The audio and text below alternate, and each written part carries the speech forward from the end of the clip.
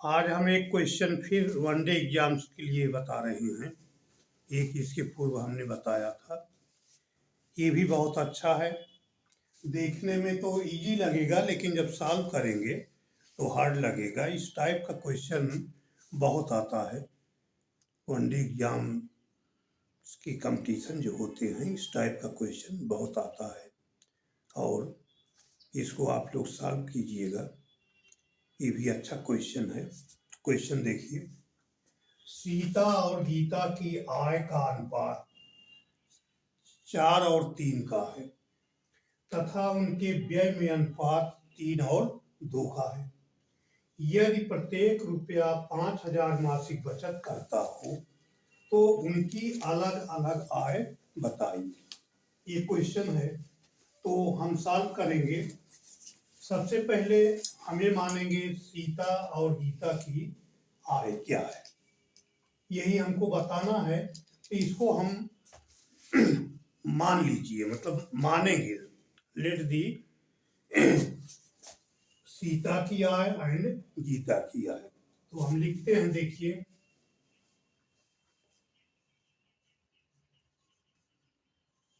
माना कि सीता की आय X रुपया और गीता की आय Y रुपया। ठीक है, इसको हमने मान लिया, क्योंकि जो पूछा गया है उसको हमको मानना पड़ेगा। तो सीता और गीता की आय का अनुपात 4 और 3 का है। तो आय हमने मान लिया, तो इसका अनुपात कहने का मतलब X/Y इक्वल टू 4/3। ये आपके प्रश्न के अनुसार है। ठीक है, यहां हम लिख देते हैं प्रश्नानुसार। लेकिन आपको क्वेश्चन सॉल्व करके दिखाना नहीं है, केवल टिक है, आप इसे लगा लीजिएगा। तो इसको 3x माइनस 4y, कहने का मतलब 3x गुणा हो जाएगा, x में 3 का और 4 में y का।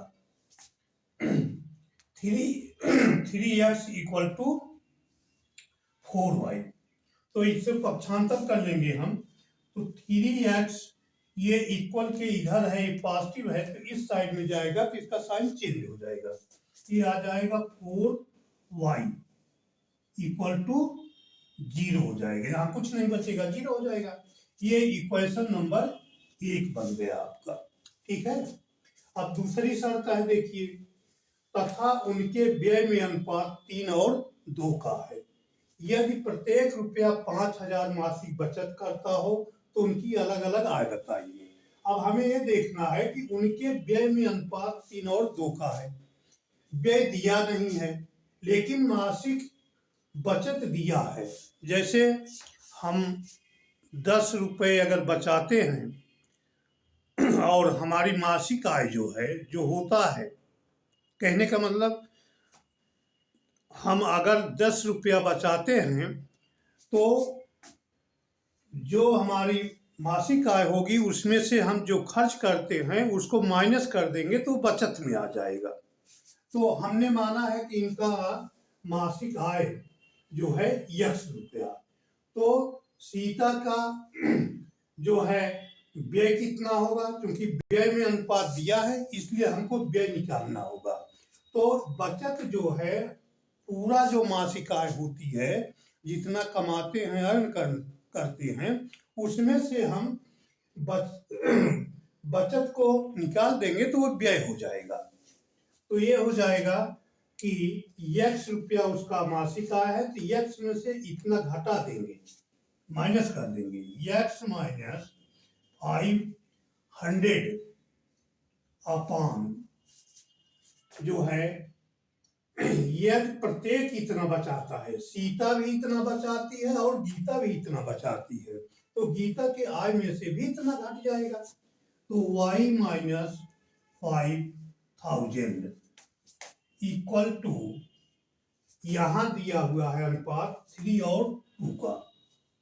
ठीक है, कहने का मतलब उसका बचत इतना है, आय इतनी है, तो आय में से बचत निकाल देंगे तो वही व्यय हो जाएगा।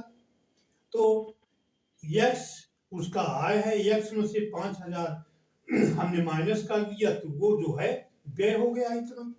और गीता जो है वाई है मासिक आय, तो वाई में से इतना माइनस कर दिया तो इनका व्यय हो जाएगा।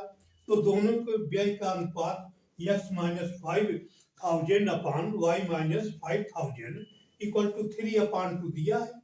इसको त्रिया गुणा कर लेंगे, ये हो जाएगा x minus 5,000 into 2 equal to y minus 5,000 into 3, ये हो गया।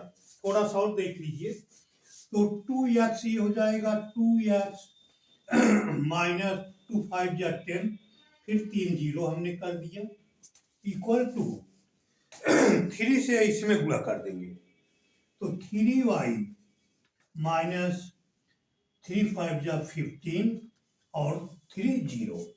अब इसको देखिए, हम जो है ये इधर ले आएंगे, ये प्लस 3y है, इक्वल के इधर आएगा तो माइनस हो जाएगा। तो 2x minus 3y equal to, इधर माइनस से 15,000 है, माइनस 15,000 पहले से है, क्योंकि 3y हम इधर ले आएंगे तो इधर माइनस 15,000 बचेगा, माइनस 15,000। उसमें ये जब इक्वल के उधर ले जाएंगे तो ये प्लस हो जाएगा, प्लस 10,000 मतलब 10,000। अब इसको घटा दिया, माइनस कर दिया तो ये आ गया 2x minus 3y equal to, इसमें से माइनस हो गया तो माइनस 5,000, ये हो गया। ये इक्वेशन नंबर हमारा 2 बन जाता है, इक्वेशन नंबर 2 बन जाता है। अब इसको हम जो है इरेज कर देते हैं, तब सॉल्व करते हैं, लेकिन सब नहीं इरेज करेंगे क्योंकि इक्वेशन फर्स्ट और इक्वेशन सेकंड हमको जानकारी होनी चाहिए, उसी से हम सॉल्व करेंगे। इसको हम इरेज करते हैं, ठीक है, इसको हम इरेज करके फिर लगाते हैं।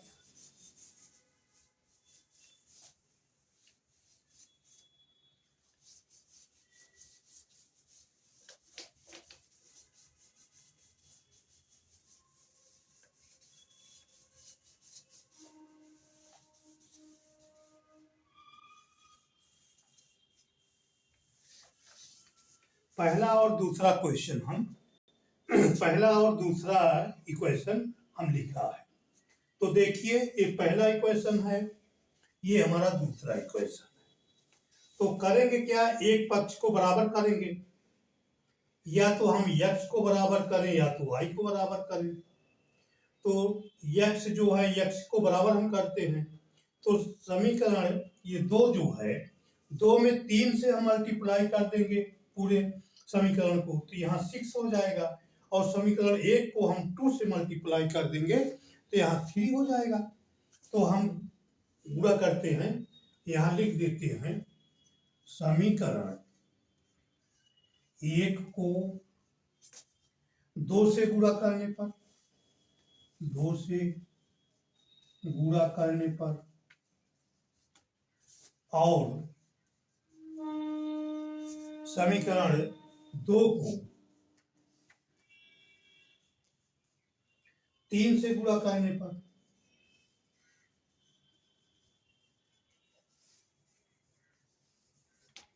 तो 2 से कर दिया, 2 3 जा 6x और 2 4 जा 8y इक्वल टू 2 0 0 हो जाएगा, 0 मल्टीप्लाई करेंगे, इसको 3 से गुणा किया, 3 2 जा 6 और ये 6x माइनस